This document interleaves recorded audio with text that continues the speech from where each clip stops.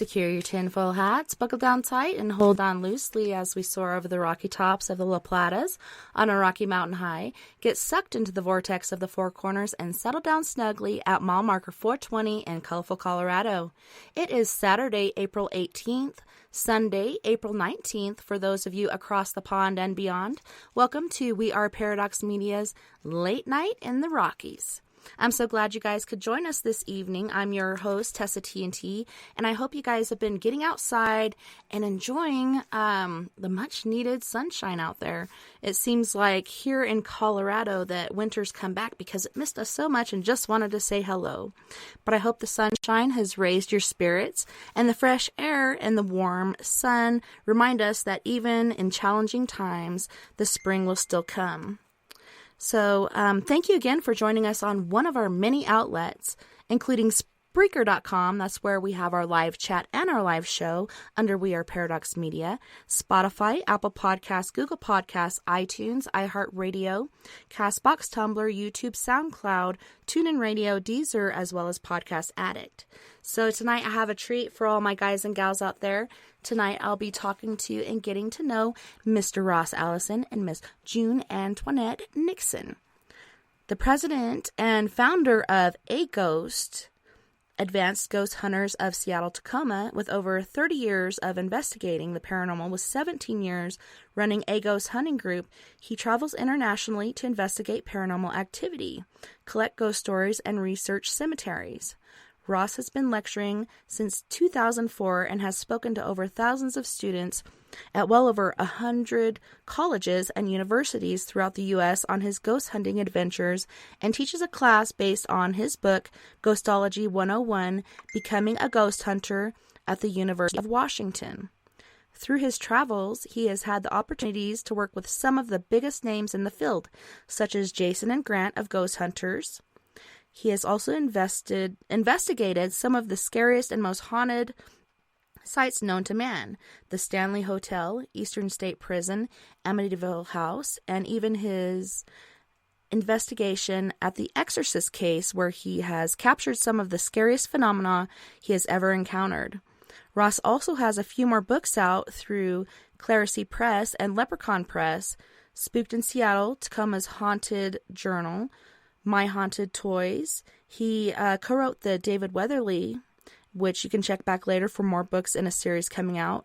And these books are available on Amazon.com or at Spooked in Seattle in Seattle, Washington.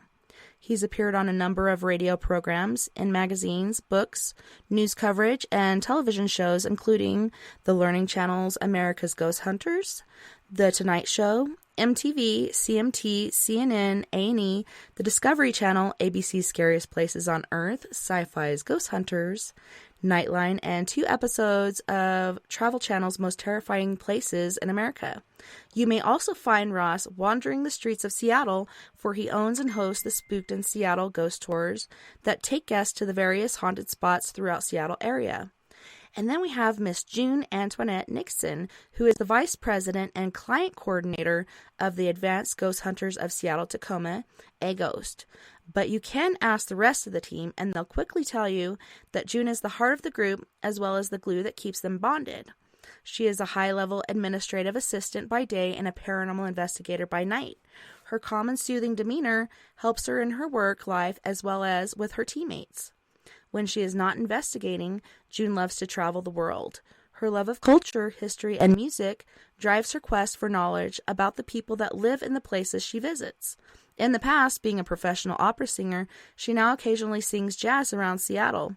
One of her favorite things to do when investigating a historic area is learn what songs were popular at the time and try to sing them as a trigger for spirit to sing along or just comment. Or throw rocks, she says, laughing. So check out aghost.org. Also, search for A-Ghost on Facebook. She also helps out at Spooked in Seattle on their public ghost hunts. And you can find that at spookedinseattle.com. Welcome, Allison and June. It's so great to have you guys back. Thank you. This is awesome. Is that the show? Are we done now? Yeah, I think so. After I think reading I'm done all that, talking. are you finished? Yeah, now you guys can talk. You can unbuckle your seatbelts and roam about the cabin.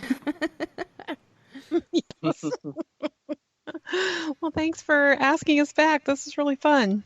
Oh, this is great. I'm sorry I'm so short. You should shorten that down, huh? Yeah. Maybe. Just a little. Maybe a smidge.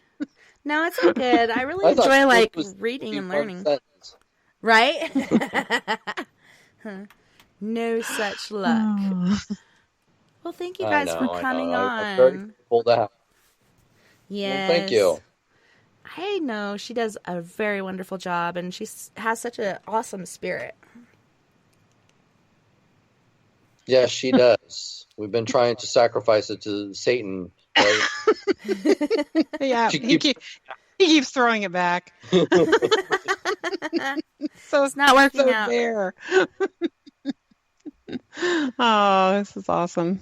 But well, yeah, I tell you, being kind of trapped inside for all these weeks now, it's kind of getting to us.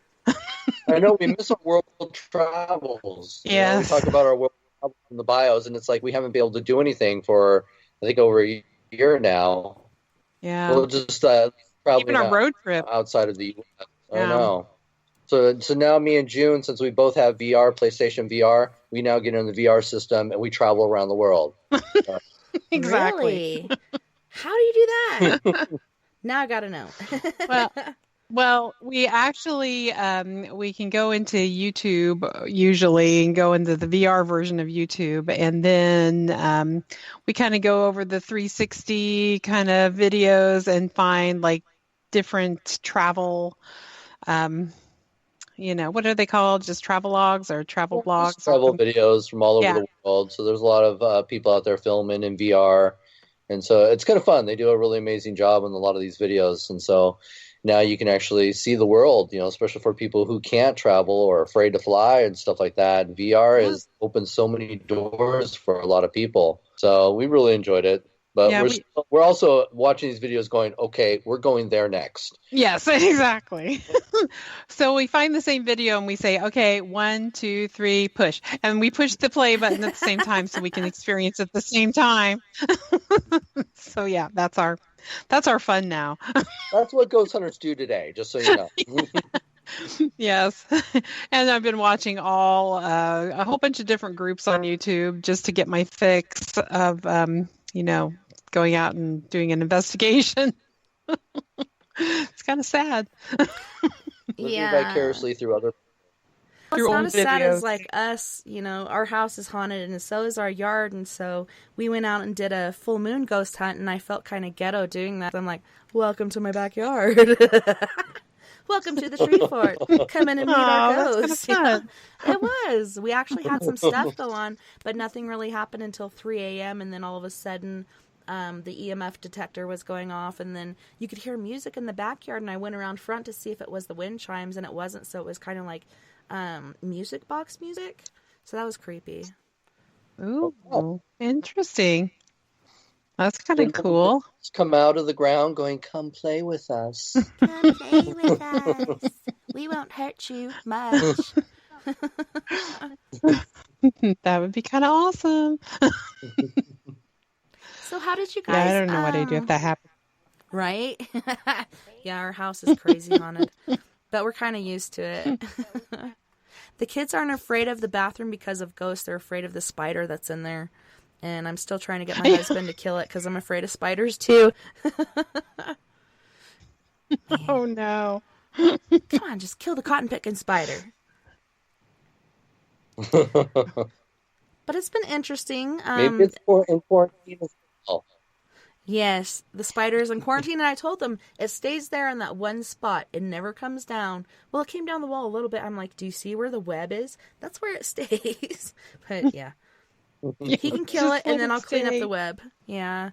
I, for the longest time, was killing spiders, but then I desensitized myself by going on YouTube and reading about all these different tarantulas and different spiders, and then I started capturing and releasing them outside. And my husband caught me watching these videos, and he's like, what are you doing? And I'm like, I'm desensitizing myself. Like, what better way to do it? That's really smart, actually. Try some VR. Yeah, there's a video. What is that video with all of a sudden the spiders all come out of something and start running all over the place? Yeah, that was terrible. That was awful. You got one where snakes come after you, birds come after you. Man, Yeah. I haven't seen those. Ooh, I don't know if I can handle that. To see those. No, it was too much. I could try, but yeah, no. I'll pass. So how did you guys first get together and become cohorts? Well, actually, I've been running my group for, since 2000. So we are the oldest ghost hunting group in the Northwest. And I was we were moving into a new location, and I had her. Well, I should say, you should tell your part first. Yeah, maybe we can tell my part first. Okay. My old group that I was in, Todd was the founder or leader of our group. And Todd and I used to have our own podcast radio show. And we, we're having all these kind of big names in the paranormal world, Christopher St. Booth, Johnny Hauser, we were thinking, oh, this is going, really, really well. And Todd started saying, there's this guy in Seattle that's really, really knows his stuff, and we need to have him on. And I'm like, no, we can't have any person in Seattle on our show. We've got big names now. We don't need this, local people. And he's like, no, June, this guy is, he's known all over the world, blah, blah, blah. He's trying to, really sell me, this guy. I was like, oh, no. I said, we're starting to really, make some headway and getting so many listeners. And he's like, no, June, we're having this guy. I was like, fine. And so then we had Ross on our show, and I was like, wow, this guy really knows what he's talking about. This is pretty awesome. And then Todd invited Ross to an investigation, I think like the next day or the next weekend or something. And I was thinking, well, Ross isn't going to show up for this. And sure enough, Ross showed up. So that's the first time we met, was at this investigation at the Stanwood Hotel and Saloon in Stanwood, Washington. Right. And then, to investigate it. And then June's asking for my help because Todd is one of those people, unfortunately, is no longer with us. But he's one of those people that just love to, have everybody hang out. He could not say no to people. So whenever he did an investigation, it became this huge public event. Oh, my gosh. And we're talking like 30, 40 people in one house. Yeah. How can you do ghost hunt with that? And June was frustrated with this. She really was. Yeah, I was getting really upset and when he showed up, I kind of got him alone, kind of scared him a little bit because I was like, I got to talk to you. And he's like, oh my God, what's this crazy woman doing? So it's like, I got him, upstairs alone. And I said, hey, you've got to talk to Todd about, him inviting so many people. And I said, it's just really frustrating because I'm the one that's in charge of like only sending 4 people at once, and those people can only investigate for like 15 minutes, and it was just insane. So that's kind of how we got together. And then Ross invited Todd and I on a small investigation at a place in Pioneer Square. So we did that with just like 4 of us. And so Todd could see how great it was, to investigate with only 4 people, and and be less contamination, blah blah blah. And so that's kind of how it started. And then Ross moving into our new location. This is where I kind of got a little ahead of ourselves here. But I was actually moving into a new location, and I called upon June to see if she would be willing to help out. And she is a great social person. So she got the word out and was able to bring in a lot of people to help us move into this spot. And ever since then, we've been best of friends. Mm-hmm. So. Yeah. And then sadly, my friend Todd passed away. He died. And so Ross kind of inherited me, whether he liked it or not. That's what you the get. key word, whether I like it or not. Exactly. I just kind of showed up and never left, Yes. It's like, can I come over You for realize dinner? she's doing her Hello, half still. in the backyard, you know? Right? No, I'm not. Well, Ross, I was reading up on you a little bit, and I was like, man, you've been at this for a long time. Where did you first gain your interest in the paranormal? Did you have like an early haunting or early experiences that you could tell us about? He came out of the womb with an EMF detector. That's my story. Took it to it. No, I have a mother that loves ghost stories. So I grew up listening to these ghost stories, and I was always very fascinated with them. So it was that curiosity of hearing these stories and wanting to know if there was any truth behind them that really pushed me into the field of paranormal research. In fact, I lived in California for a short time and got to, meet a lot of the big people out there doing investigations in the paranormal, and I wanted to carry that on when I moved back to Washington. But Washington didn't have anything going on when it came to the paranormal. So I ended up starting my group, and it just kind of took off from there. That's awesome. So at what age did you start? Oh, gosh, I was in my... I can remember at 8 years old wanting to ghost hunt. Pretending to ghost hunt in our own backyard, to be honest. So, unfortunately, we didn't have ghosts like you. But, it was a huge fascination, even with, my sisters, my, younger sisters, we would play games like Out to See the Ghost Tonight and stuff like that, trying to, make up our own hauntings. Like June would also, pretend to be a fortune teller. Yeah. Wait, here we go. Crystal ball. Yeah, I was terrible. I would have a crystal ball. My neighbor gave me this old 1970s crystal ball. It was kind of a resin crystal ball with not a real crystal ball, but it had a rose in the middle of it and it had a light at the bottom. It was like really cheesy 1970s, but I thought this was the perfect crystal ball and I could like have these seances and things like that. And so I had my brother hide in the closet. I think I was only 8, and I had my brother hide in the closet, and I would have the neighborhood 28. kids older. Yeah, 8. I'm only 8. 28. And I'd have the neighborhood. I'd have the neighborhood kids come over, and I would like try to contact their dead grandmas or great grandmas, and charge them 10 cents a piece to do this, and have my brother go, woo. I got in so much trouble. Just saying, when really? my mom found out. Yeah, it was bad. For charging or for doing it, period? Yeah, for the whole thing. And telling, the neighborhood kids that, I contacted their dead grandmas. All the kids would go running home crying and screaming. Yeah. Mama, Exactly. Mama. It reminds me of, we had some sort of Halloween festival or something in elementary school. All I remember is we made this box out of, it was probably a refrigerator box or something, and it's like, come in, get your palm read, and we had different papers rolled up and stuck in different slots, and we'd be like, okay, so choose your fortune, and we look at their hand, but we never could really tell anything, but we'd have them pick one out at the end, and they'd be like, I'm going to get a really high phone bill? We're like, yes. But we didn't charge. It was just for fun, but still, like, just the imagination you have as a kid can really propel you. I know. So, Ross, when you were younger, Really I'm a really big fan of Oak Island, and listening to their stories as a kid, like, they'd make up their own little treasure hunts and stuff.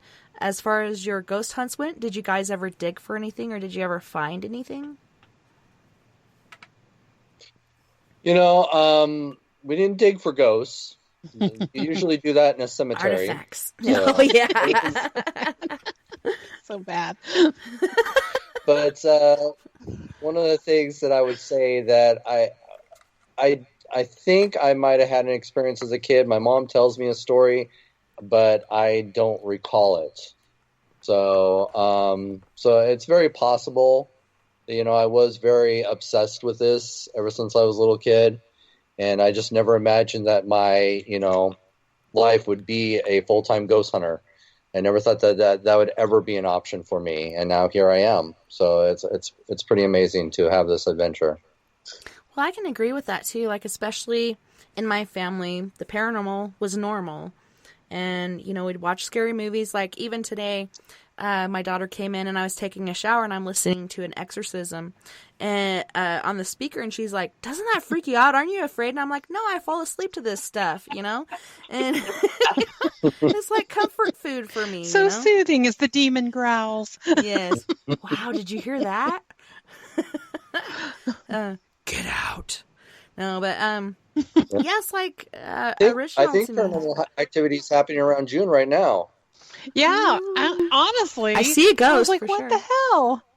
What happened?" My light just went out, and the bulb shouldn't have burned out. It's one of those 10-year bulbs. Holy shit! So I was just trying to get Alexa to turn my light back on. We do have something in my house, and it doesn't appear very often, but a male friend of mine one time was washing his hands, and the mirror sprung up and hit him in the face while he was washing his hands. And we've had the radio dial turn, and one time it felt like somebody was sitting on the bed, and things like that. So it hasn't been a lot of things, but and every once in a while Alexa turns my lights on and off just because. But that AI could just be freaks her. me out. Yeah, that's her judgment call. She's like, "Girl, you've had too much light right now." Yeah, maybe that's it. Girl, you got enough glow. Yeah, maybe that's it. It's like, what's going on? But now I won't turn back on, so I'm like, what's going on? What's really going on? Well, I saw her looking around. I'm like, okay, what's going on, June?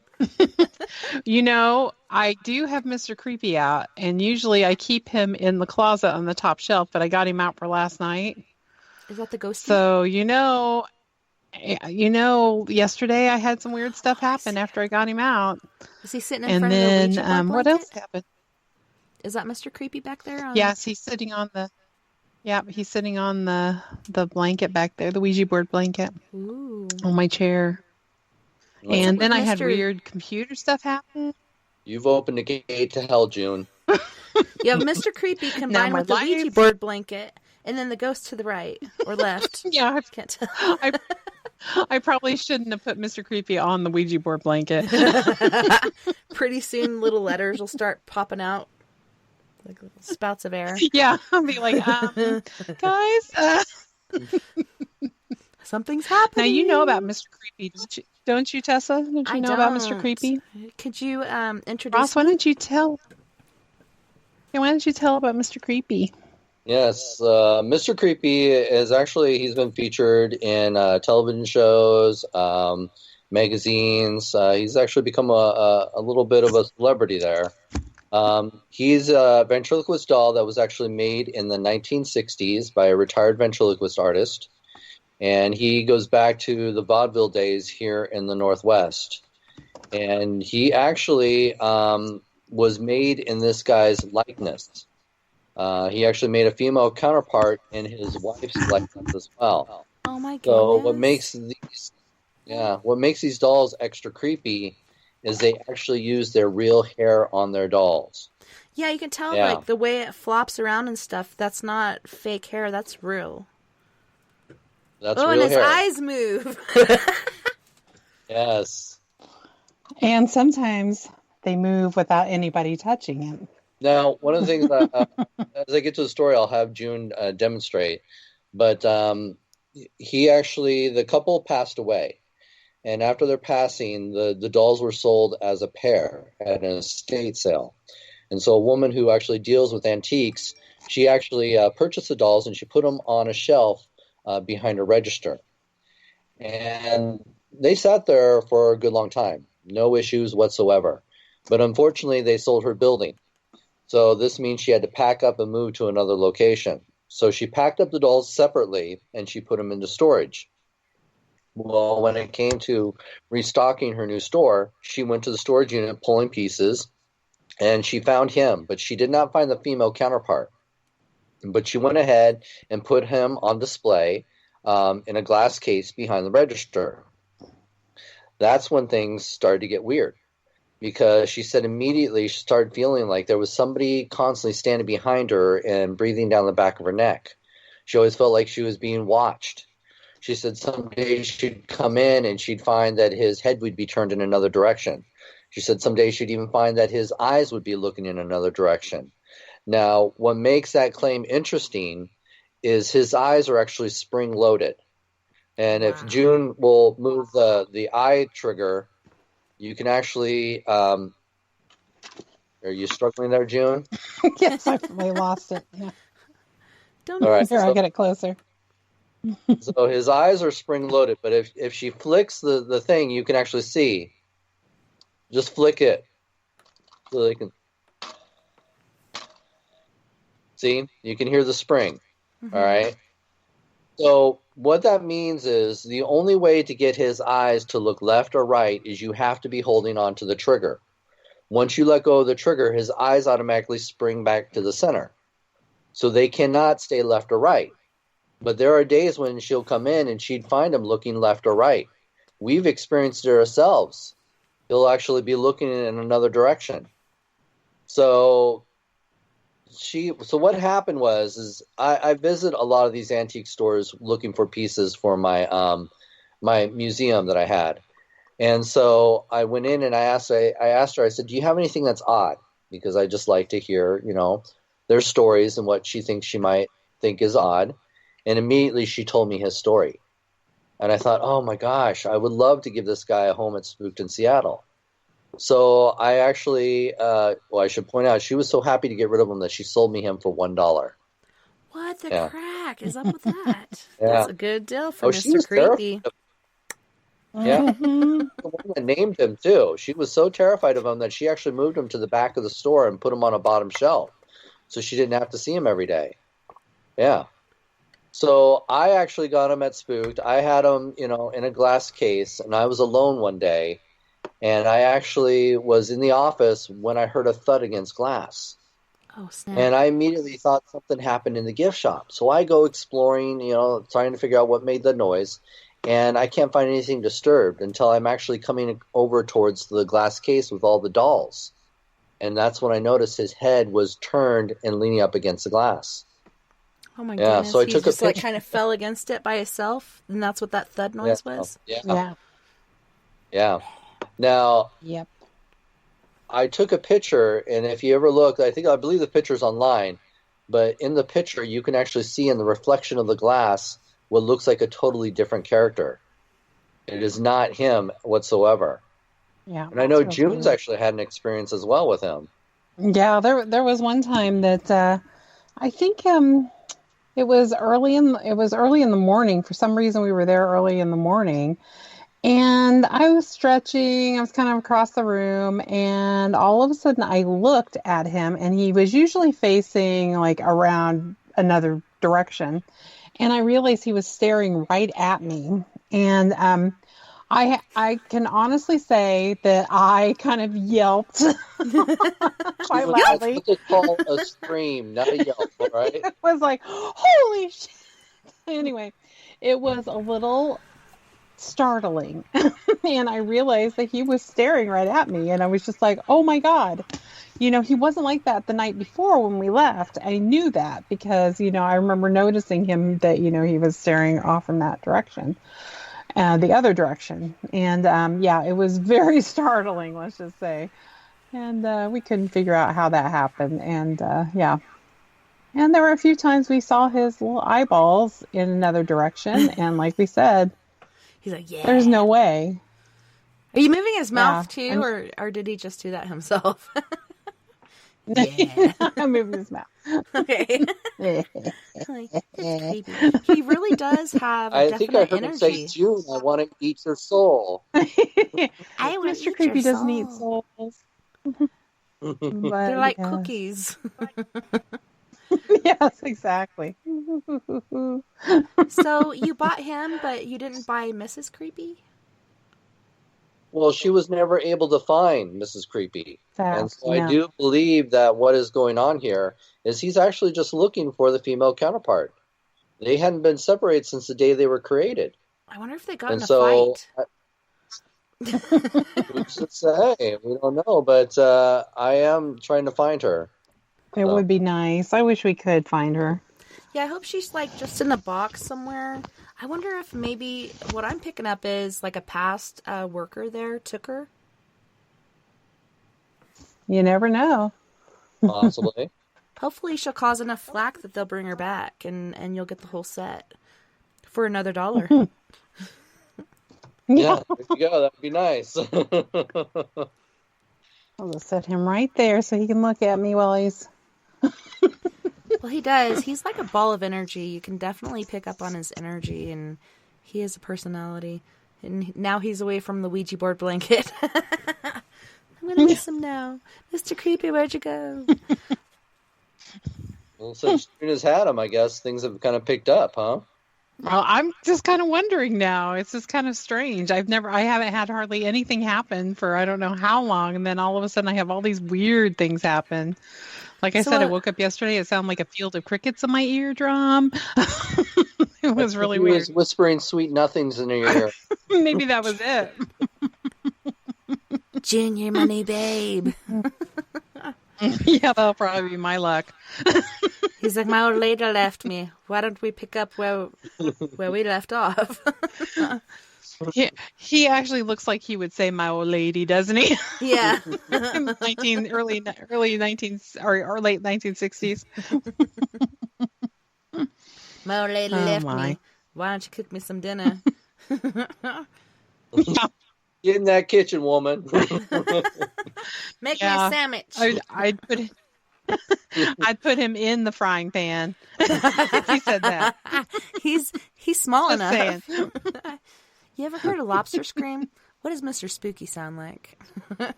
With her luck, it'd be like a remake of Trilogy of Terror. Yeah, that'd be my luck. Yeah, at least he doesn't have the little razor teeth. Or does he? We may never know. No, he doesn't. That we know of. So I know that with this whole coronavirus and everything, like, things are really tragic, but I know you guys went through your own tragedy where your place got flooded not too long ago. Like, what the crack happened with that? Was it like old plumbing or something? Or did insurance cover it? I mean, that's devastating. Well, basically what had happened is on the third floor, somebody had changed a filter system, and the pipe busted overnight. And so throughout the whole night, the whole water ran through the building. And, of course, the gravity, it all went to the basement. And so it flooded the basement. And so we, unfortunately, had to move out. So, yeah, it was pretty devastating. Were you able to, save artifacts and stuff? Well, luckily, most of the museum was not touched by the flood. What got damaged was a ghost office. So we lost a couple computers, some cameras, lost some books in our library. Mm-hmm. I lost we had a scrapbook of all the newspaper articles that we've been featured in since 2000. A lot of that history is gone. So it really stunk. Yeah. Well, I know you guys have a lot of fans, and that's a lot of work, but they could go through and look those up and perhaps send them to you. Have you guys put that request out there to your fans to look up articles and send them to you so you can reestablish that book? The articles are not so bad. Are you there? Yes. Yep. Okay, I'm sorry. My screen just all of a sudden just did something. Now it's Mr. Creepy's fooling with you now. No.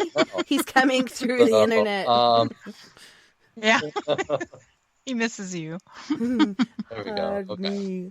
So it's just sort of the articles. Most of them we can still find online. It's just the actual newspapers. That's kind of heartbreaking because a lot of that is a little harder to find. The actual newspapers. But then I did find that, trying to find some of these articles, some of the news websites will archive a lot of their old stuff. And since this goes back to 2000, we're not able to track those down either. So what about microfiche? Does it still exist? Does microfiche Well, I'm sure they're still out there. Yeah. They gotta be. I just know they're there. I hope so. That's what I was saying. It's just gotta be someplace. Yeah. So I think it's a situation where we just have to dig a little. But I just like to have the old newspapers. That would have been nice. Yeah. But yeah, I have not a similar story, but we had a foreclosure on our house, and I had this newspaper that my dad gave me that had an article in there about how my mom was kidnapped, and it was in the Fayetteville Jam is what they called it, which they have a jam every year of music. But yeah, so I'm hoping to get that back. But I know it'll be easy to find it. My dad had a lot of friends if they're still around, but it's hard to lose something like that. Like things that really mean a lot to you. They're not monetarily important, but they're like spiritually and a part of you. You know, so different, stepping stones and such. Photos are precious, and that's hard to lose those. Yeah, for sure. Well, I'm glad it wasn't worse than it was. I was just picturing you guys losing all kinds of artifacts and everything. And it is very sad that it was that book. I'm not saying that was not bad. But yeah, for sure. But yeah, you guys keep on trucking, and then we go to the whole COVID-19. I know. Mm-hmm. I know. It's been difficult because, I make my living, doing lectures and also doing tours through Spooked in Seattle. So that's where I make my money. And unfortunately, due to this, I've been completely shut down. In fact, I was in New York. I was actually heading to New York to do a lecture at a college. And I was about 2 hours from the college the day before, and they actually called and told me that they closed the college that night. So my lecture was canceled after I'd already paid, and I was already in New York. So that was, a hard deal too. So definitely, and that kind of goes back as far as the moving. We have Robin in the chat room, and he's like, "Hey, are you guys going to move?" But you already said you did move from that location. Mm-hmm. Well, we moved out. We had to put all of our stuff in storage. So you haven't found we're secondary? looking for a space. Yeah. Well, this all happened too during, the lockdown. So there was, no option into looking to where to move or any of that, So it was just the worst time because especially, winter's our slowest season. So just coming out of winter and going right into this was just, it was tough, really tough. And Mooney was wondering, is Mr. Spooky involved, or has he ever been involved in any drama-related things, as far as, like, being a puppeteer and acting and such? Drama. Mr. Creepy? Yeah, Mr. Creepy. Yeah, I said Mr. Spooky. Probably Spooked in Seattle. That's true. That'd be good too. I think the scariest thing for Mr. Creepy is probably having to share a room with June now. Would you stop it? He is not the that drama. Scary. The drama. He's like, I can't take it. Ross, take me back. No, come on, Mr. Creepy, be nice. Yeah, I just couldn't, I just couldn't stand the think of him in storage. And Ross didn't really have any room for him because he has wall-to-wall Legos. If you see in the background there, that's all Legos. In the window back there? That structure? Don't look behind the curtain. Do not look behind the curtain. Legos are good for you, unless you step on them. Yes. Yes. It's my creative outlook, I love to build. So it's like modeling, some people like to build model planes and cars and trains. And I like Lego because Lego, if you don't like it, you can tear it apart and start over again. So. And he's done many really cool creations himself. Pretty cool. But yeah, that's so right. Many cool Mr. Lego Creepy things. Mr. Creepy's just kind of staying with me for a while until, they find another place. So. Well, I wouldn't be worried because you had a heart and you felt for him and you're like, hey, Mr. Creepy, don't go to storage. Come on over to my house. And, and so he's like, I'll be nice. Otherwise, party like, and drink. Did you make him a bourbon and Coke? Something. Come on. Yeah, I should. I should just like put that in front of him. I bet he'd probably like that, actually. You look back, there's like 2 inches gone. You're like, where did that go? I know it didn't dehydrate already. No, it's just June. It drinks in her sleep. That's all. Yeah. It's like, wow, Like a what did fish. that happen? I do like bourbon and Coke, though. Just saying. It is pretty good. My daughter's made some admissions to me this last week, and she's like, Mom, I know you like tequila, but I like whiskey. And I'm like, okay, you'll like it for a bit, and then you'll realize why you don't like it. Genetics, no. But yeah, I don't know. Life is crazy right now. Like, I'm doing pretty good. I think, I got 3 kids at home, 1 talking to me on the phone or the internet occasionally. It's just different working and having kids at the same time, and trying to get them to do their homework and trying to do your work. And luckily the faculty are like kind of understanding, and they're like, well, we understand because we're trying to work too and we have kids, so don't feel pressure. If you need to, talk to the counselor. And I haven't yet, because I know, like, once I call her phone's going to burn up, and maybe her house too. But it's definitely been interesting. But like I said before, like, we're all going to recuperate from this. We've been through worse. If you look at the top 15 plagues in history, like, this ain't half bad. But any loss is a bad loss. And so love, light, and prayers to those out there that have lost loved ones, because this is no laughing matter. It is serious, and a lot of people aren't taking it seriously, and I just don't understand that. But yes, just keep going, keep swimming, don't stagnate, just keep that forward motion, and we'll all get back to where we were before.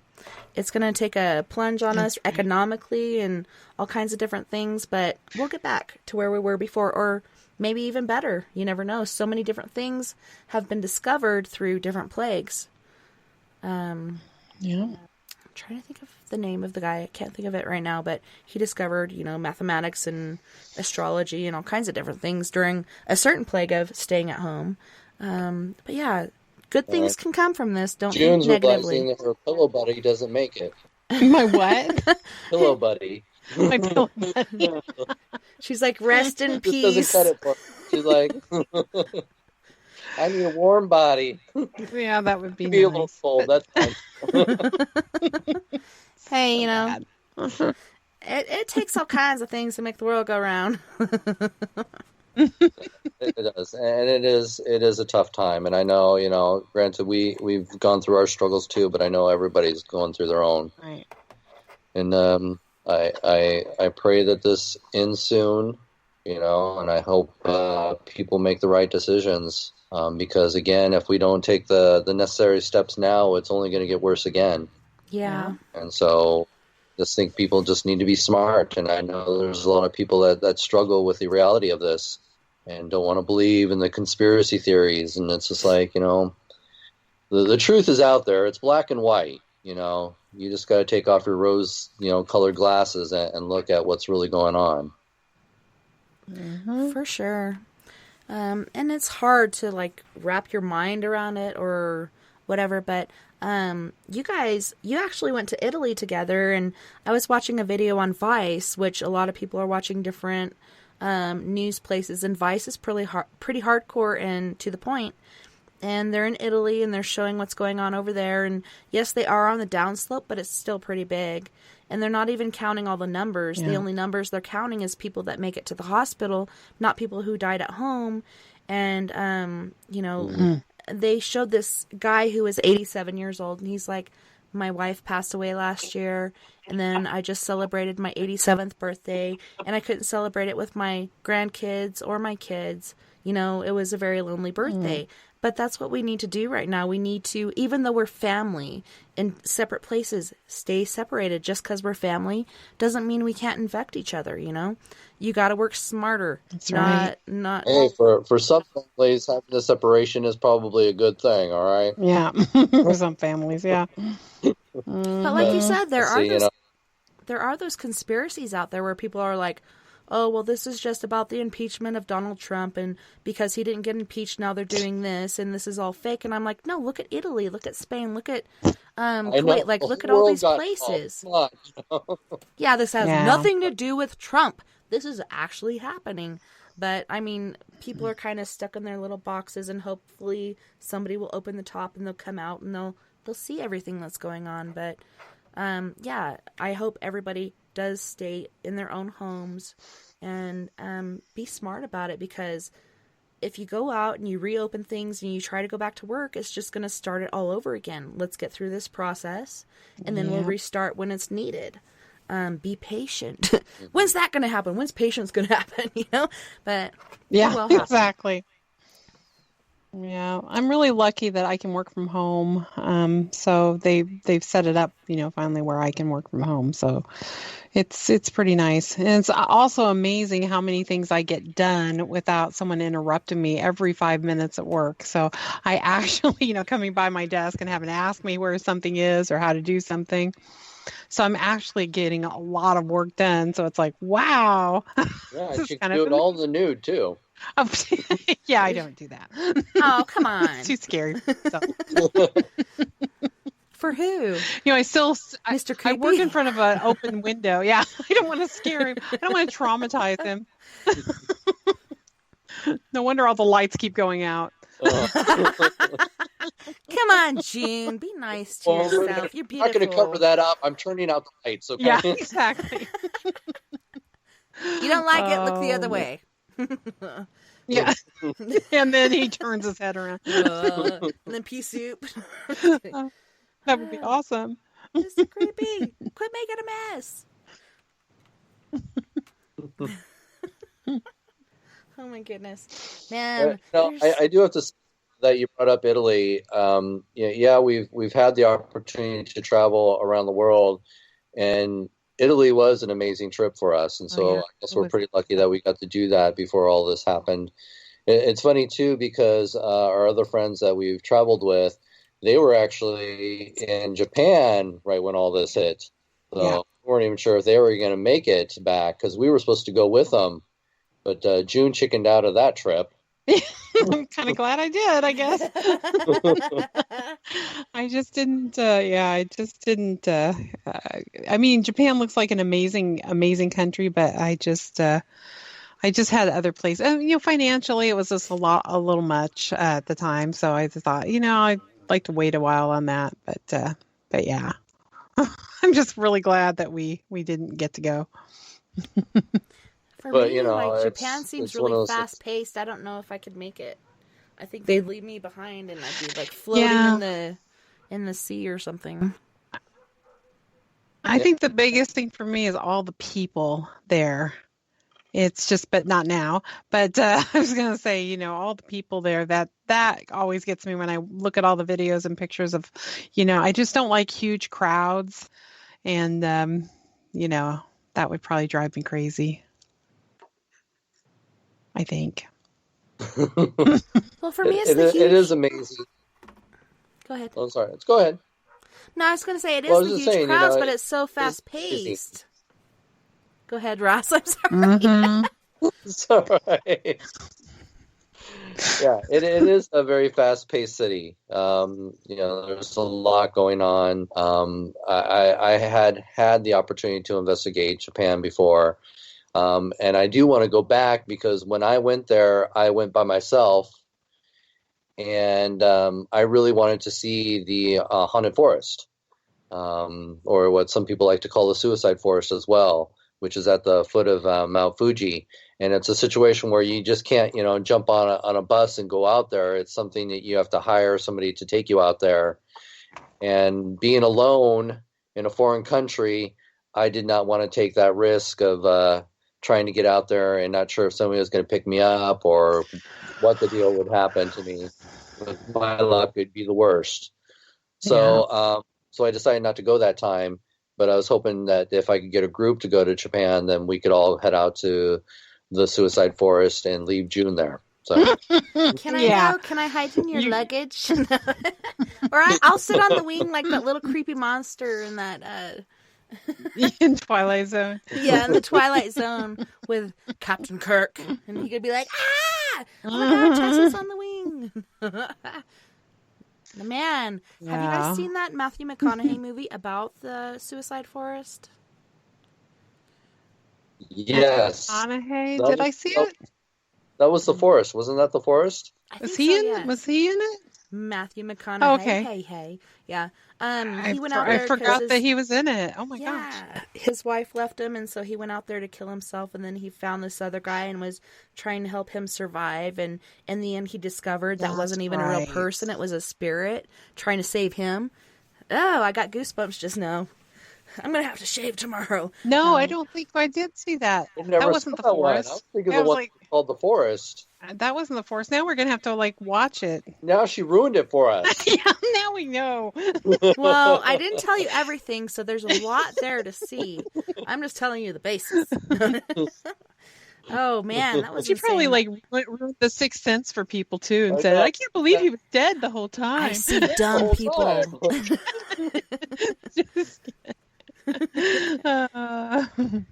gonna have to look it up now. Yeah, I have to see it too. That sounds kind of good, actually. We've been trying to find some good ghost movies, but it's like I think we've seen everything on Netflix, and and I only like a lot of bad movies, and Ross doesn't like the bad movies. I don't want to waste my time. I like wasting my time on bad movies. They're fun. It helps to you watch it, laugh. I know, but I constantly contact June. I say, June, what should I watch? And she's always telling me all these horrible movies, and I'm just like, I get halfway through the movie, like, what? I can't believe she wasted her time watching this movie. Oh. You know what happens. I already know what's going to happen. Yeah. But some of them are fun, and you can laugh at them. That's what I really like. I like some of the really bad movies. I love a lot of the old Italian movies. There's puppies and blenders. I do not like anything. Anytime there's an animal that I even think is going to get hurt, I cannot watch it. It's like, I don't care if 150 people get blown up and mutilated, but if one little puppy gets hurt, I will not watch it. It's like, I get mad. Yeah, how dare they kill an animal? It's like me. I get along with plants, animals, and then people. First men, then women. Because most women are drama. And I'm a mutant. I don't get along. So the movie I was talking about is The Sea of Trees. The Sea of Trees. Okay, we'll have to look that up and watch it together. Better write it down. Better take a note. Yeah, your Palm Pilot. You better write it down, because then we'll both be saying, now what did she say that was? We'll have to rewatch the show to see what the name of that is. No. The Sea of Trees. Hey, come on. Yeah, he used to be so handsome, and now I don't know. I think because he lost all that weight for that one movie he was in, he's just so skinny and gaunt. He had AIDS. Now he looks sickly. Hey, he what happened? He does. Meow. Yeah. I mean, he looked really good. Remember the Sahara with Penelope Cruz? Really cute movie. I like it. But he was so hot in that movie, and now he just looks really, really gaunt. What did you say, Ross? If watching, just so you know. If he is, he can call me and we can set it right. Okay, let me write it down on my Palm Pilot and show you. Man, I just saw in the message that June took a horrible picture of me. I what? In the message, you somehow accidentally took a picture. I'm like, oh, good Lord. I hope nobody sees that. But on that note, we are going to go to our first musical break, which we have Miss McKaylin Hay, and she is actually from Ontario, Canada, and she's in high school. She's a high school phenom. And then we have Miss Tracy Cruz from Oakland, California, and Mr. Fred Johnson from Canyon County, California. So we have Pins and Needles, Electricity, Sugar, and Joyful Rain. You guys don't go anywhere. We'll be right back after this musical break. Talking on pins and needles, every word through a microscope. You keep stomping down on the ground while I've been stuck on this tightrope. I just wanna say what I wanna say without your sentence.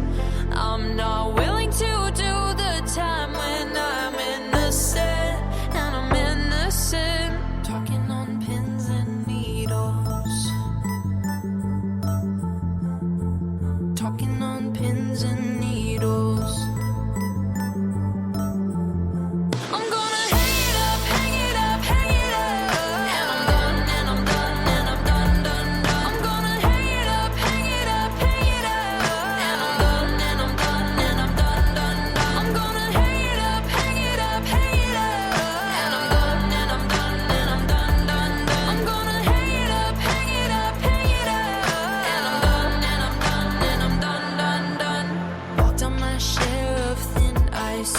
with your blowtorch at my feet.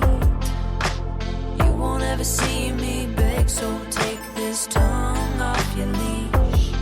I'm gonna say what I wanna say, don't need permission. Interpret it how you want, it's my decision. Talking on pins and needles. Talking on pins and needles. I'm gonna hang it up, hang it up, hang it up. And I'm done, and I'm done, and I'm done, done, done. I'm gonna hang it up, hang it up, hang it up. And I'm done, and I'm done, and I'm done, done, done. I'm gonna hang it up, hang it up, hang it up. And I'm done, and I'm done, and I'm done, done, done. I'm gonna hang it up, hang it up, hang it up. And I'm done, and I'm done, and I'm done, done, done. Dancing on shattered glass, kicking the pieces all around. My safety has been broken, this is now a hunting ground. Talking on pins and needles. Talking on pins and needles.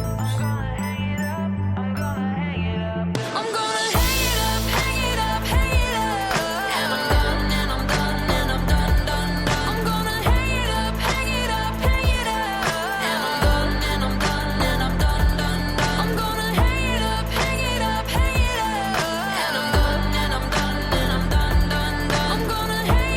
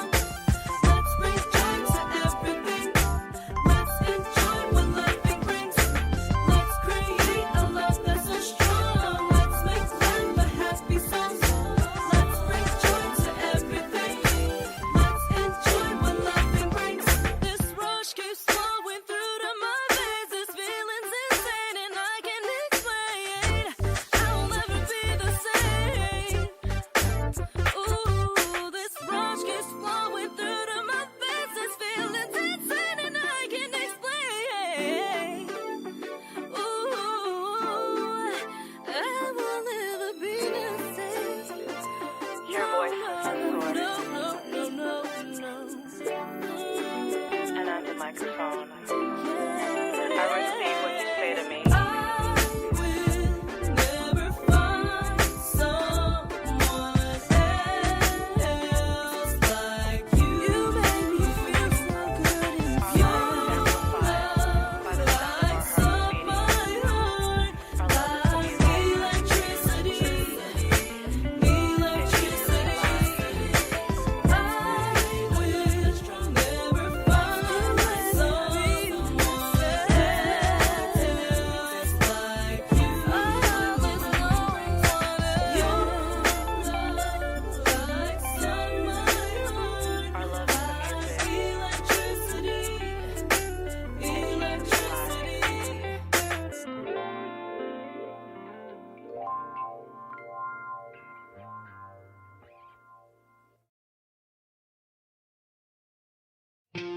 Waiting here on this cold, lonely night without you. The tension's overbearing.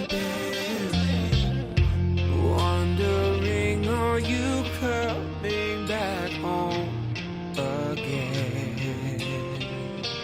To inspire fondness with love. Where did our love go wrong? My sugar.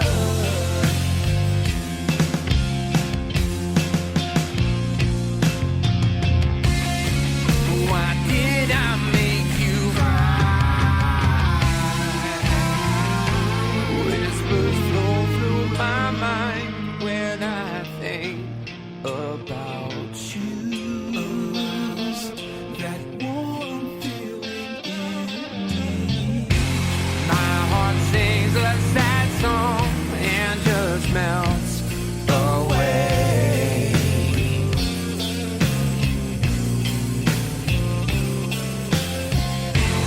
Please look into my eyes, my sugar.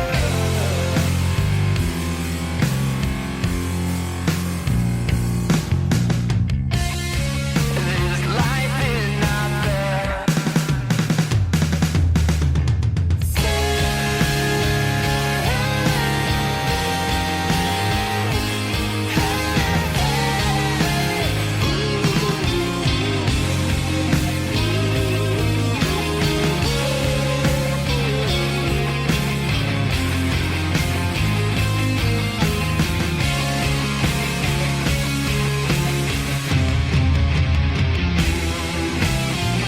Until the sun doesn't shine anymore, I'll be there.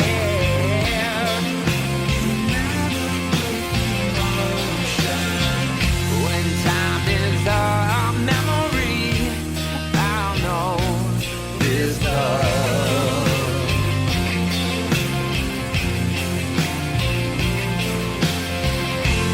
You will always be the one, my sugar.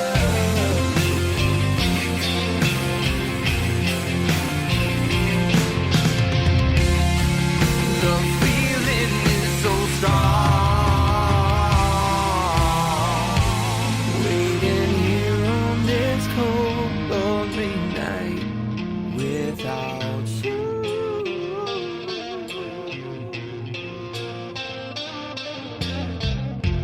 Where did our love go wrong, my sugar?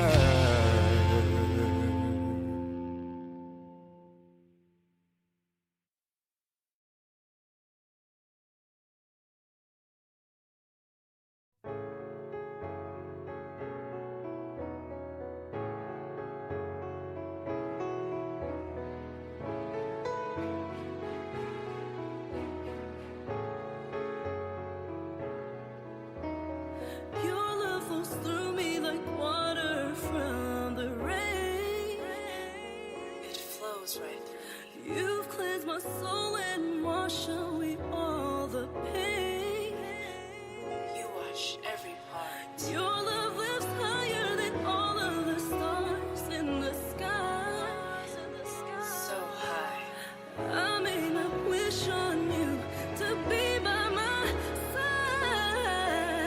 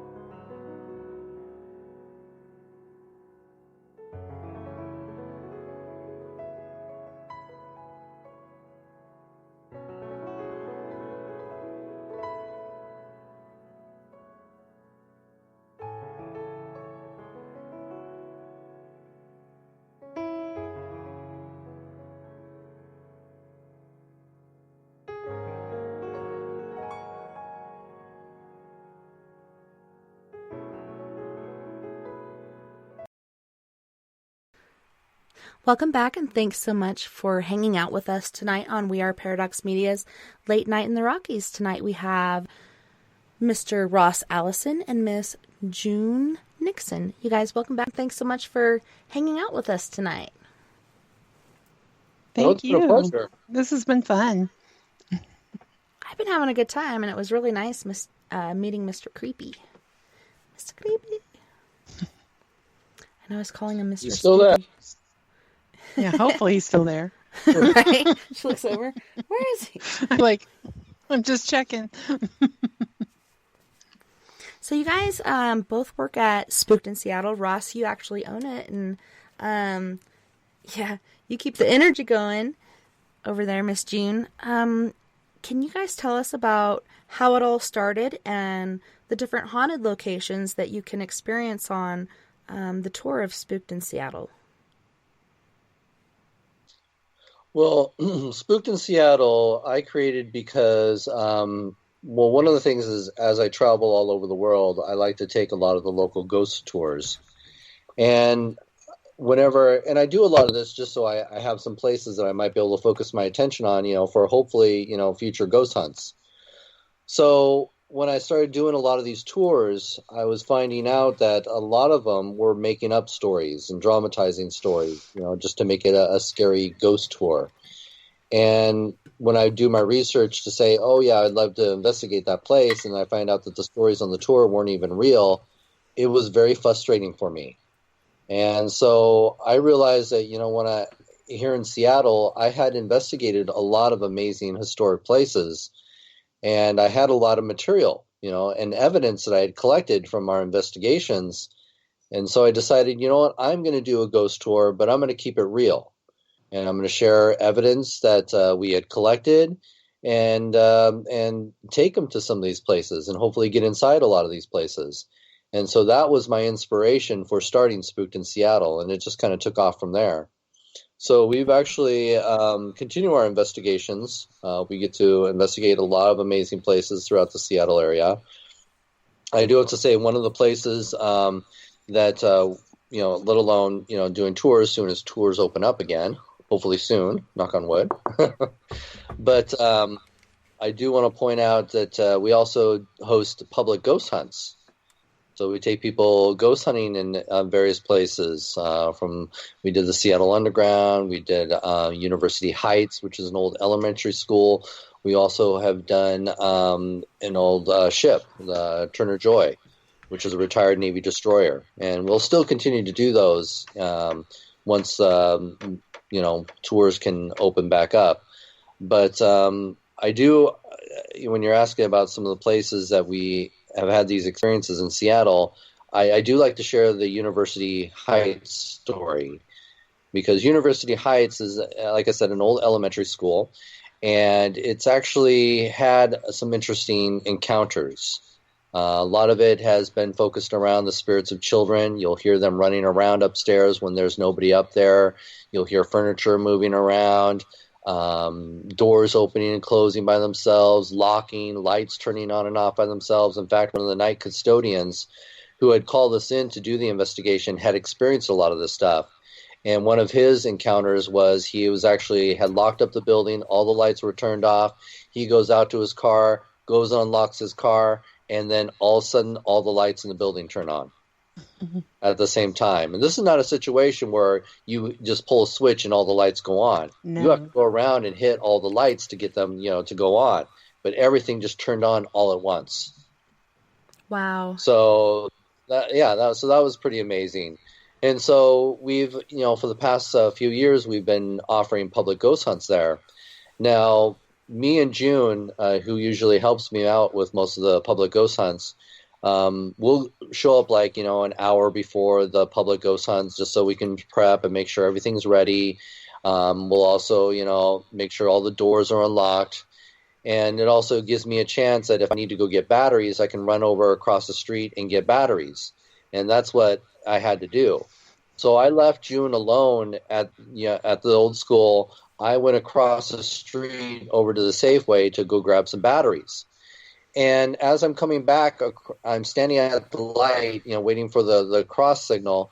And I in front of me is University Heights, and I can look up, and see on the third floor, I can see June walking around, and I'm assuming, oh, she's doing her live feed from Facebook. She does this all the time when she's alone in places. I do. And it's great because if she has an experience, it's great that there's, people witnessing it. So I was like, oh, she's doing a live feed. That's cool. So I get across the street, and it only takes me just, a couple minutes to get, back into the building. And so I finally get into the building, and there's June, on the first floor, doing, of course, a live feed. And I was like, wow, that's kind of quick because I know June when it comes to stairs. Yeah, it takes me a while. I'm very cautious. You never know. You got to be careful. For her, So I was surprised to see that she was down there so quick because I was getting ready to go up and, join her upstairs, and she was already downstairs. And I had said, wow, that's quick. And she's like, what do you mean? And I was like, I just saw you upstairs. And she's like, no, I haven't left the first floor.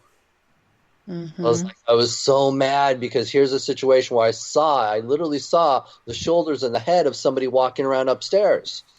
And nobody else was in the building at all. Yeah, nobody else. Checked that, yeah. She was completely alone in the building. When we do our ghost hunts, we have the building to ourselves. And I just assumed it was her. And I just kicked myself because here's a situation where I saw something, I only saw the silhouette. And I'm just like, damn, I missed it. Well, I think even if you filmed it, sometimes you pick up stuff with your eye that you don't with the camera. And even if you had filmed it, maybe it wouldn't have picked up. So don't kick yourself too hard about it. There's energies that pick up on our energies. Like we have a doppelganger of myself. And then just recently, my oldest daughter is running around as a doppelganger. So it's insane, to tell what's real and what's not. Good time, June. Man, you made it downstairs pretty quick. I know. I was like, yeah, no. And of course, I'm banisters. That's all she did. Yeah, I slid down the banisters. I'm live on Facebook, and people are like, I had quite a few people on Facebook, that I was doing the live feed with, and then Ross came back and he was like saying, how'd you get downstairs so fast? And I was like, I wasn't upstairs, and he was like, quit lying, and he was like that, and everybody's on live on Facebook saying, no, she really didn't go upstairs. They're freaking out. He's like, I just saw you. It was pretty cool. Mm-hmm. Yeah. So why don't you tell one, June? You have stories too in Seattle. Let's see, which ones? There's so many different ones. We did that kind of impromptu investigation at the J&M Cafe downstairs, and I kind of just said, if there's anybody here, can you give us a sign? And all of a sudden, I kind of felt like something was playing with the back of my hair, and I felt it kind of rise up. And a couple of the other investigators that was with me, they went back and they were watching my hair twirl around, and it was just really kind of cool. But yeah, gosh, we just had so many different experiences. That you bring that up because I actually had an experience there too. Now this is part of the Seattle Underground, so it's another section that we have access to the underground. And so there's been quite a few reports from seeing a shadow figure down there, hearing noises, EVPs have been captured down there as well. And so when I do my tours, I'll have to go over there just to make sure everything's okay before I bring people down into the underground section. So I always go out there, check it, and then lock back up. And I had gone down there to check it out, and as I walked into the underground section, all of a sudden I felt like something fell on top of my head. And I immediately thought a rat dropped on my head. I literally was swinging my arms like, what was that? What was that? And nothing. There was nothing there. And I quickly turned around to see if maybe I walked into something. And I saw just a quick glimpse of almost like something misty just fade real quick. And I was just like, holy crap. So June had her situation where something played with her hair. And so I felt something like land on the top of my head. So that was weird. Jeez, like the weight, and did you feel like claws or anything else on that, or did you just feel the weight on you? I didn't feel any claws, but I just felt like something either like stroked my hair real hard on the top of my head. But like I said, I thought like literally a rat had dropped on my head. Like if a rat had dropped on your head, you would have been doing a lot more than what the heck was that? I was like, there's nothing there. What's going on? Oh, God. It's all right. If the rat had given me rabies, I'll give it to you, June. Oh, thank you. I know we share everything. Sharing is caring. Yeah. What other places? It's like, I mean, we just had so many different experiences in so many different places. I mean, we could always talk about the USS Turner Joy, too. All the different experiences we've had there that people can also ghost hunt, with. So it's pretty amazing. Yeah, there have been so many different things there. One time when I was on the ship all by myself, and we were getting ready for some Halloween event, I was all there by myself. And I mean, nobody else is on the ship at all. And I'm sitting there and I'm getting some pamphlets or something together. And all of a sudden I hear the bathroom door kind of down the way. I didn't know it was the bathroom door at the time, but I heard a very heavy door slam shut. And then I hear footsteps. And I was like, what in the heck? I didn't see anybody else come on the ship. And they would have walked right by me if they had to get back there, because all the other doors were locked. So, I stand up, go back there just to see. I thought maybe it was one of the officers, coming on the ship. And I just, maybe they were, just back there, And nope. This is how people get murdered. Yeah, I know. Well, I was like so surprised. I thought, maybe, one of them came on board and they were back there and just staying back there, but there was nobody. And then I saw that the bathroom door, was shut, and I assumed it was that door. But yeah, it was very strange. But I heard very loud footsteps, coming down, and it's hard not to. I mean, anybody walking down there, you can hear their footsteps if they're wearing hard or soled shoes. So that was really amazing. Yeah. No, there have been times when, again, when we use the Turner Joy, we usually have to be there an hour before the event just to make sure everything's set up. And the Turner Joy is another one of those where I kind of have to go there ahead of time. And I will be literally alone on the ship for at least an hour, sometimes more, depending on what time I get there. And I can recall at least a handful of times where I had just turned off the alarm. I'm now walking back to the cafeteria area in the ship, and I will actually hear somebody walking behind me. And then when I stop, it'll take a couple more steps, and then it'll stop, and then you continue walking, and it continues walking. So you can experience that quite a bit on the ship. Oh, yeah.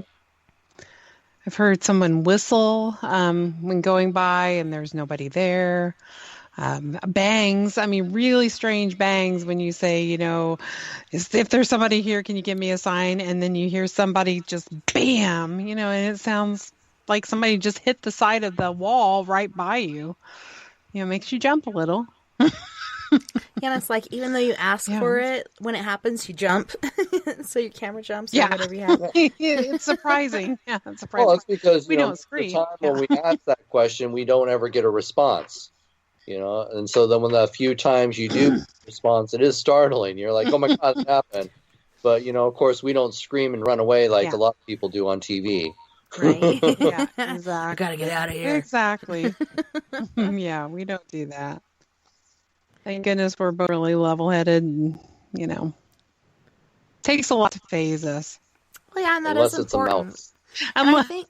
Unless it's a mouse. We won't talk about the mouse or the rats. Yeah. That I make Ross use the $20,000 thermal imaging camera to scan for mice and rats before we go into an old dilapidated place now. Should I just look? Could you just look? They're there. It's like, would you just look and see if there's anything that might, yeah. Those are my worst times where I'm like, oh my God,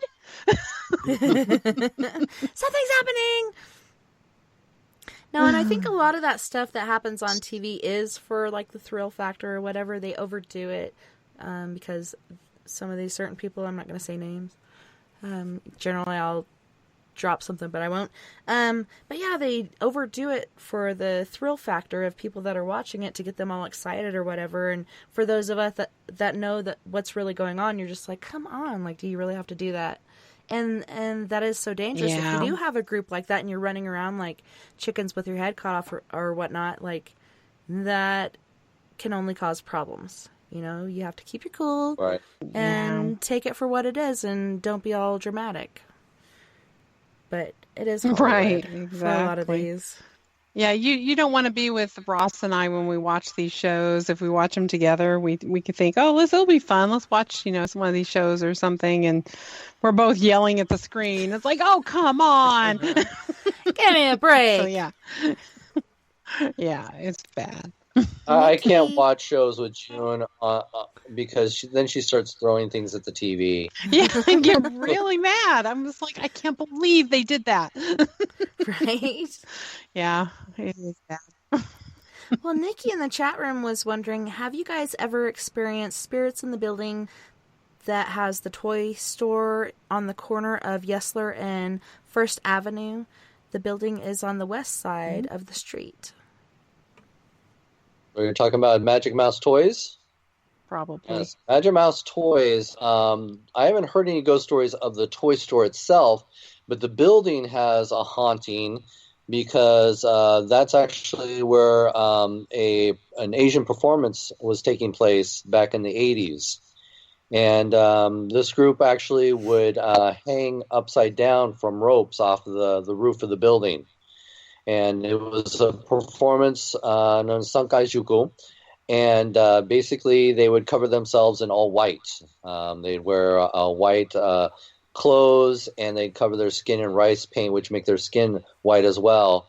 And they were doing this performance hanging upside down by their ankles. And what happened is, unfortunately, one of the ropes snapped, and a gentleman fell 6 floors to his death right in front of the Magic Mouse toys. And to this day, many people say that around the anniversary, and this is around early September, it was September 10th, 1985 when it happened, but they say that if you visit around that time and you happen to look up at the top of the building, some people have actually seen a misty form just bending and twisting in that area. So there is an anniversary haunting that does take place there.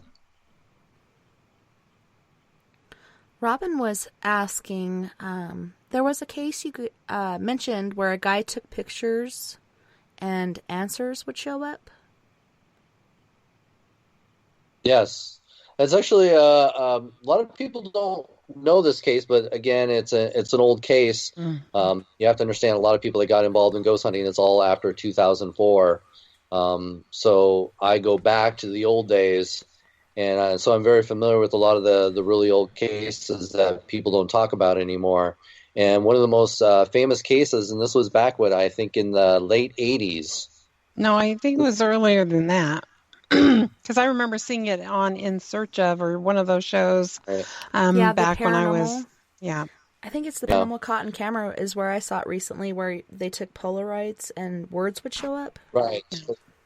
Yeah, not orbs. No, this is a situation. No, not orbs, Writer. but words. It would have words on it. Words, yes. Yeah, so this was 2 gentlemen lived in a house in California, and they started experiencing paranormal phenomena. So, of course, one of the guys had brought out a Polaroid camera and started taking pictures of, trying to capture the ghost. And it so happened that somebody had asked a question, and he goes to take a picture, and that's when words started to appear in the Polaroid film, these like misty, words. And they had it analyzed by professionals, and that is something that would be very hard to fake. Mm-hmm. They said the only way you could fake this is unless you preloaded already altered film. But then you would have to time the questions right, too, to make sure that the picture is going to put out the right question. So it would be a very difficult thing to do. And so they've had the pictures analyzed, and everybody validates that this was a real phenomenon, where these words would show up in this ectoplasmic form on these Polaroid pictures, and it always come up with an answer right after you ask that question. And it's a shame that Polaroid is not a common factor anymore. We've moved on to the digital era, so a lot of these old tools that we would rely on back in the day for ghost hunting, we don't have access to anymore. I know Polaroid film's really hard. It was starting to make a comeback. I don't know what the story is now, but I would like to see a lot of these old devices come back, because we might be missing out on a lot of phenomena, because Polaroid was a totally different processing form. Now it's all digital, ones and zeros, where this was a chemical processing. And I think we very well could be missing out on a lot of phenomena that's happening around us, just because we're not using any of those devices anymore. Mm-hmm. Yeah, and I even saw a team saying, usually when you take a Polaroid, you'll flip around to help it process, but they're like, no, don't do that. Just set it on the shelf and let it do what it does. I don't know why. Right. But it's interesting, because I've always known to do that. Yeah. Doing that, drying the off. Yeah. But there was psychography was another phenomena that psychics would be able to hold on to film and produce images on film that would later be developed when the film was not even, put into a camera to take pictures. So that was another big phenomena that they found that was happening. And so who's to say that spirits couldn't produce images on film as well that wasn't exposed through a camera? So, I think there is some phenomena that we're missing out on that I would love to see some more old school ghost hunting happening again. Yeah, it's interesting to use, I have old SLR cameras where, it's on film, and then we have digital, and so it's interesting to use the different spectrums, and Polaroid to have one of those too, so why not use the 3 and see what different outputs you get, because with digital it could be cutting out a lot of stuff, because it's trying to cut out the digitization and such, and so it's just like, what different outcomes can you have with the same thing? So that's pretty interesting. Sleepy was wondering, where are the Polaroids that you guys took? Do you guys have pictures of those on a site or anywhere? Those weren't us. Yeah, that wasn't our case. That was just a famous case back in the day. Yeah. And you can look it up online. Mm-hmm. It's actually, I know there's a show called Ghost Rider, but the case, they called it the Ghost Rider. And if you look up Ghost Rider, probably Polaroids, you can actually find the pictures. They are online, so you can check those out. And then going back to the toy store, Nate was saying, I was in the toy store in the mid-1990s and had 3 spirits follow me around.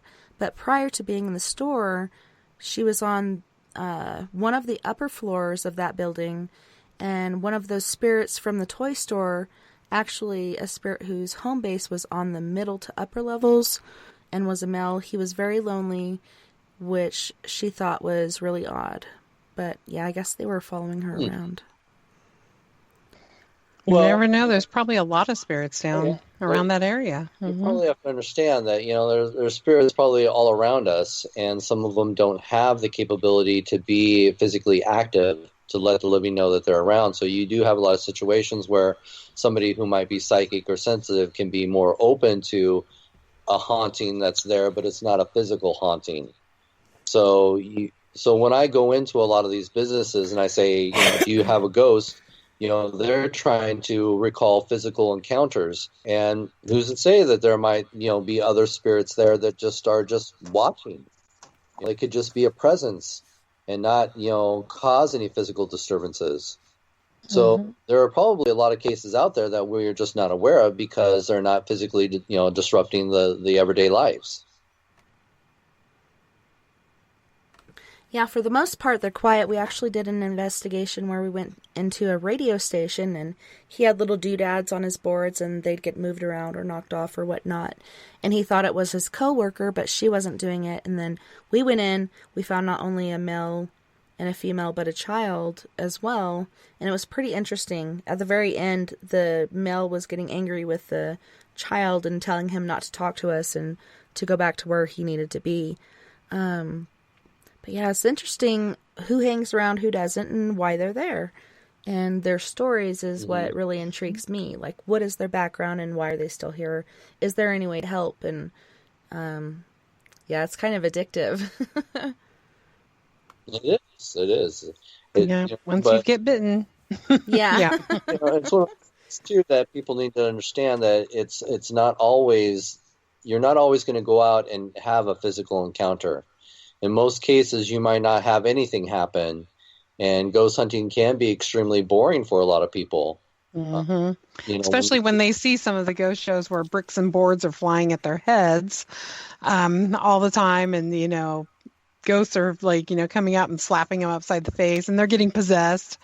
Things like that. It's like, and then we have people that will come with us on an investigation and sit there and go, God, this is kind of boring. Yeah, it is. Like watching paint dry. It really is. And you're hoping that something exciting will happen, and it doesn't always happen. But when it does, it makes it all worthwhile. Yeah. It can, sometimes some of these encounters can really put away that doubt if you go in questioning whether there's something out there or not. And I know for me, I'm not one of those ghost hunters that's going to try and convince you that, yes, ghosts exist, you need to believe, because really you have to experience it for yourself. Yeah. But for me, as long as I've done this in the places I've investigated all over the world, I've had some of those encounters to say, yeah, there is something to this. Now, to be honest with you, we don't know what it is. We don't have all the answers right now.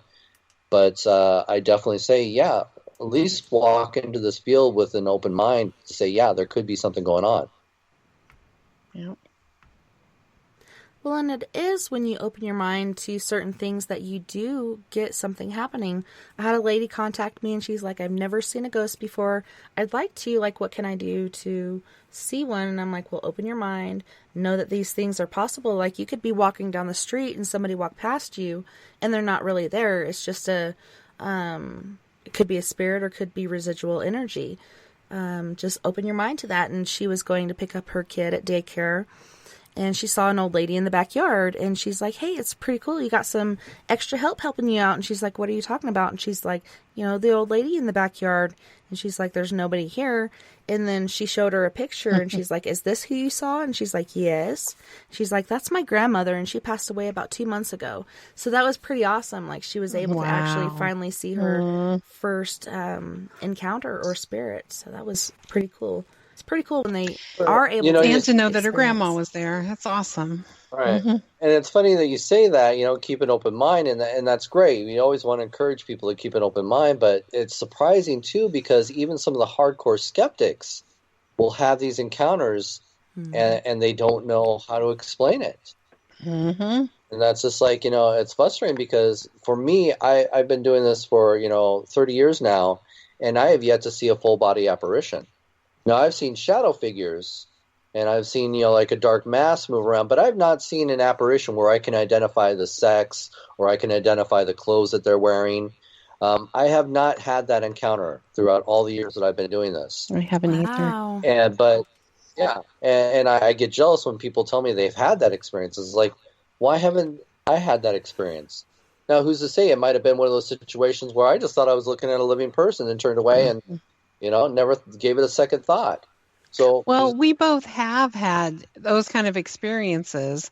You had it at some place, didn't you, when you thought you saw somebody walking down, but you didn't get to see the whole... Look, so here's my story, all right? So now I've never really have seen a full-on apparition, looking at face-to-face. But I was doing an experiment at Shakers, which is in Wisconsin. And I had a small team with me. We were running some experiments in this haunted place. It used to be an old brothel. And I had brought a gentleman that actually was willing to be one of my guinea pigs. And so I had him staying up on the top floor by himself. And I had equipment on him and stuff like that to monitor what was going on. And before, this investigation had started, he expressed to me that he was kind of afraid to do this. And he was starting to beg me that, could you please just go ahead and sleep in the car? I don't know if I can do this, and I expressed to him, I said, I really need you to do this for me. I want to know how this is going to pan out. And so late that night, so he's on the third floor by himself. I'm sleeping on the floor. Now, I'm on the couch. There's this little, living room setting on this couch. And I'm having a hard time sleeping because every time I start to doze off, there's a weird noise in the room. So whatever is there doesn't want me to sleep, all right? So I'm having my own encounters throughout the night. And it's literally probably about 4 o'clock in the morning, 4:30, maybe 5 o'clock in the morning. And I can hear, his name was Mike, and so I can hear him get up and I can hear him come down the stairs. Now, the door to this room that I'm sleeping in has a big window, so I can see out into the hallway. Now, I know Mike's coming down to tell me he can't handle it anymore, if he can go sleep in the car. So I did not want to acknowledge him. So I'm ignoring him, as I'm looking at my camera, but I can see through the corner of my eye, my peripheral vision, I can see him, I hear him come down the stairs, I see him through my peripheral vision, walk past the door, and then go down the next staircase to the first floor to leave. Now, I'm thinking, well, you know what, I should find out what happened. Maybe something happened. Maybe he's, scared, had an experience, and wants out of there. So I decide to go check on him.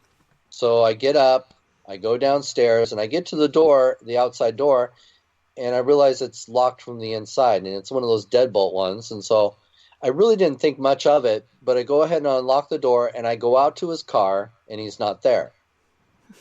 So I go back in, I lock the door behind me. Now I go all the way back up to the third floor, and there he is in the bed.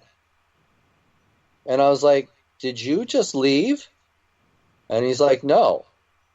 I was like, I swear I just saw somebody leave. And he's like, no, I heard somebody, and I thought that was you. And it's like, no, it wasn't me. So here's that situation where, again, I could have looked over and saw an apparition, but I didn't because I assumed it was Mike. So again, another missed you moment. Mm-hmm. So you could have seen a full body apparition. I was going to say, if this is going to be one of those talk shows where we talk about all my missed opportunities, screw you all. That's right. Yeah, well, it's like the time that I saw somebody walk into the back area at Spooked in Seattle in the back area, and I saw the back of a woman honestly looked like she was wearing a black dress, but I just saw the back of her and walk into part of the area where the public wasn't allowed. And I was like kind of incensed because, you would have to open up this little gate. Employees only. Don't go into the space, Right. And you would have to unlock this little gate and go back there, and I was just like, I look over at Ross and I was like, can you believe these people, just walked right back there? And I was like a little incensed. This look of disgust, and I'm just like, what? I'm thinking I did something. She's like, point back there. He's always afraid of that. It's all back there. So I go around the other way, because sometimes to head him off. People, I hate to say it, but people can be disrespectful. You put signs, don't sit on this antique chair, people will sit on the chair. They're like, you mean this people one? Do that. Yeah, you mean this one? No. So you experience that every so often where people just don't want to follow the rules.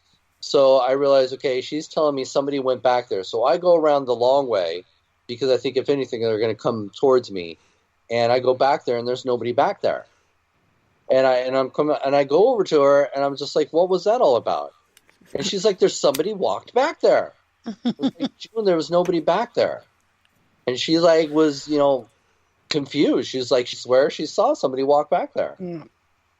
I know I saw somebody walk back there. And so we looked everywhere, but there was nobody back there. And I was just like, I was so confused. I was like, I know I saw that. Am I going crazy? Uh-huh. And he was like, yes. He's like, aren't you always? But Yeah, Yeah, yeah, Ross. exactly. June, what drugs are you taking? Don't you share? How rude. Oh, fish. Yeah, I know. So basically, we kind of have seen full body apparitions, but no, not really. Face to face, where all of a sudden, But like Ross says, we might be passing someone downtown. They might be, you never know. All right. Well, I think your experience was more detailed because you could identify the sex.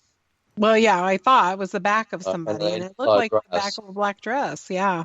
See, for me, the closest that I've come to is I'll see the outline of a dark figure. I've seen that too. plenty of times. Or like something dart by so quick that you're not even sure what you just saw. Yeah. Or something Like that time when we were in Bobby Mackey's and I saw that on the thermal imaging camera. It looked like something gray hunched over trying to avoid the camera when we were in there. Yeah, that was pretty cool.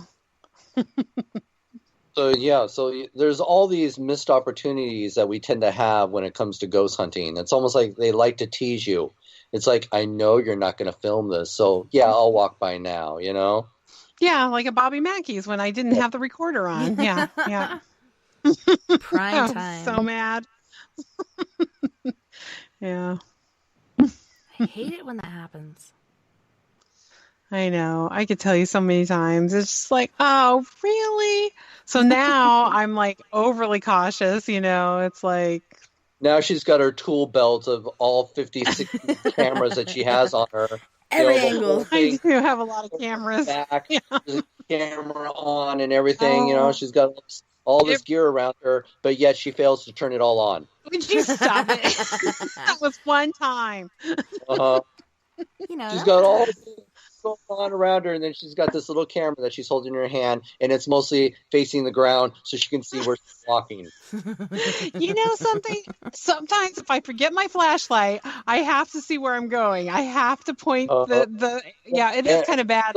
Example, we were investigating Chillingham Castle, and we're in the woods. The haunted woods. Yeah, we're in the haunted woods. It's pitch dark. We're walking around, trying to, capture some phenomena. And we did experience something that was interesting because the woods are actually supposed to be pretty haunted. A lot of people say that you'll hear or see women walking around in the woods in the middle of the night.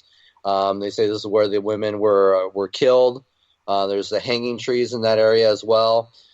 And so they say no one can survive being out there after midnight. Challenge accepted, okay? Yeah, we were there. They're at midnight, okay? So we go out there and, just a small, I think there was like four or five of us out there, and we're walking around. And of course, all of a sudden we hear these young ladies, talking and giggling. And we're thinking, oh, great. Some other people are coming out to join us. Yeah, and so we're coming down the path to us. Yeah. Kind of getting a little annoyed because, we had it alone. We had the space for ourselves for quite some time. Yeah. Now people are crashing our party, So I'm looking around trying to find out where they are.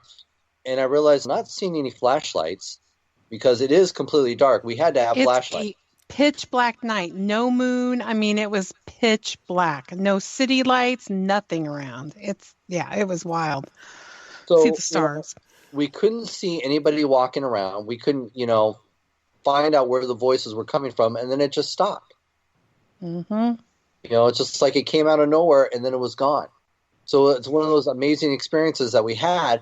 But, of course, when we go back to look at all of our footage, here's June filming the ground the whole time. She stop it. You were supposed to hold the flashlight on my feet when I was supposed to be walking. So I she had could to see where I she's was going. There were tree branches everywhere. So for all we know, there could have been an apparition standing right next to her, but for she's looking at the ground. But it was really weird, though, because I have that on film where you, at that time, right before we heard the laughter, you felt like somebody tugged on the back of your shirt. Oh, yeah. And so you felt like that, and I wasn't even close to you, or Eileen wasn't even close to you. You felt like something tugged on your shirt, and then all of a sudden, that's when we start hearing the laughter, and my camera shut off. I mean, it wasn't me. I didn't shut it off. My camera just automatically shut off. So that was really weird all in itself. It was like, aha, I'm going to shut the camera off. Yeah, we have to go back to Chillingham Castle. That was an amazing place. It really was. I'll spend a few days there next time. Yeah. Yeah, because, we pretty much had the castle to ourselves. There was maybe 3 other couples there, and that was it. I didn't think there's that many. It was just a couple other couples, yeah. Yeah. Then that's also where we had the door open on command when I asked it to open by itself, and it did. Yeah. Wow. So is it just like old residents that live there? Is there a particular spirit that's there? Or spirits? I can't remember the stories there. There's so many different stories. Well, they say it's got the bloodiest history. Yeah. Comes to all castles in Europe. Like they said that they hung a lot of bodies. There's a whole road where they hung bodies all along the road as a warning. It was down the driveway. The driveway, I guess you'd say, but it's about maybe almost a half a mile long, the driveway to get to the castle. And there's these huge old, trees that are lining the sides there. And they said that they would hang people up and down those trees and also hang a lot of people in the woods. So it was just, I can't even think how horrific that would be to see something, so horrible like that. But even all through the woods there, yeah, in the smell. But, since people only bathe once a year anyway. Yeah, Castle probably didn't smell in the first place, Yeah. Why not throw a few dead bodies in there, too? That's okay. But, yeah, it's, I don't recall all the stories there, but there's a lot. Like I said, they have the bloodiest history. And a torture chamber. They had a huge torture chamber there, yeah. So, they do claim to have the bloodiest history and being the most haunted castle throughout Europe. Yeah. So, and how it was about 3-4 years ago since we did that one? Yeah, I think so. So, so I apologize. I don't remember all the stories. But it's a great place because they do operate kind of like a B&B. So there are a lot of castles throughout Europe that you can actually spend the night in, and that's the year that we did our haunted castle tour. Yeah. And we traveled throughout Europe, staying at all haunted castles. It was awesome. Oh my God. Very jealous. Yeah, so we started, Chillingham Castle was our first castle, but we only spent 1 day there. We would like to stay longer. Yeah. And then we went up to Scotland, and we actually had Roslin Castle to ourselves for 3-4 nights. 4 nights. Mm-hmm. Well, I hate to cut you guys off, but we do have to go to our second musical break. So you guys stay anywhere. We'll be right back right after this.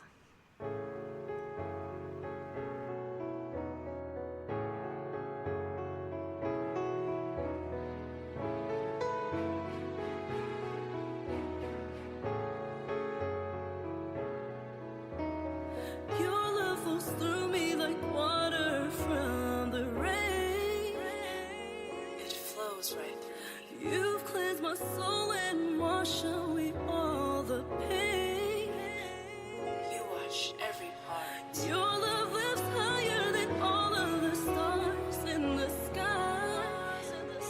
So high. I may not wish on you to be by my side. You loving me, I feel like flying. You loving me, I feel like crying. Tears of joy fall from my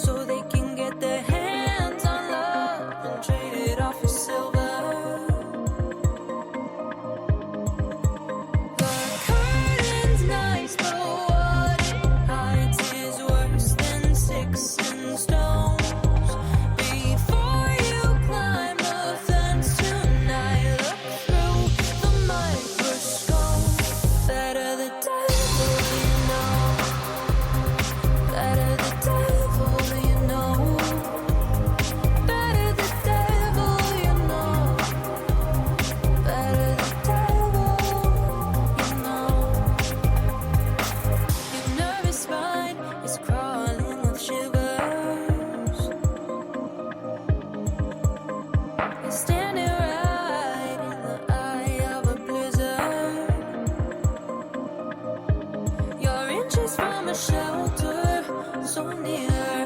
The warmth of our home in the chandelier, shining down its light on love, wishing you'd be closer.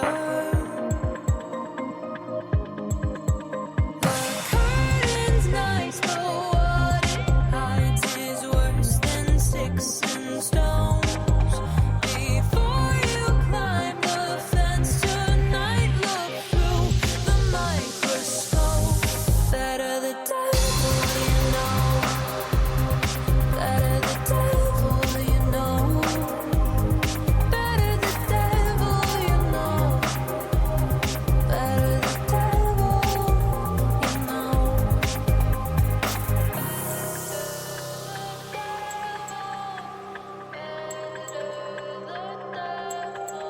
Before you climb the fence tonight, look through the microscope.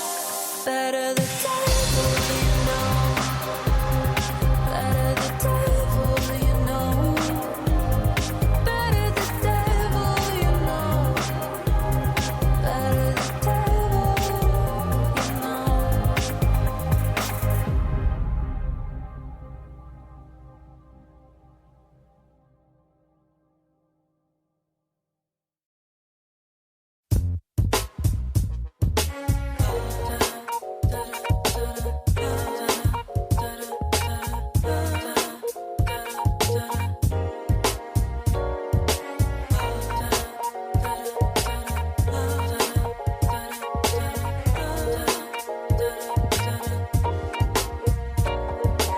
Boy, I don't know what to do.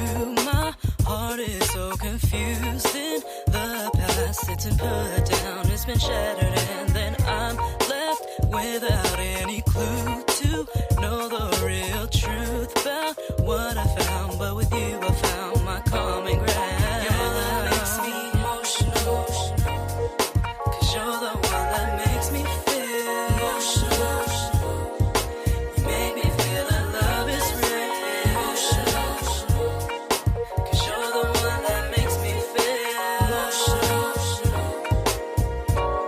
Ever since I was young, my mom said love makes you strong when everything goes wrong and you can't go on. I believe the love you have for me surpassed infinity.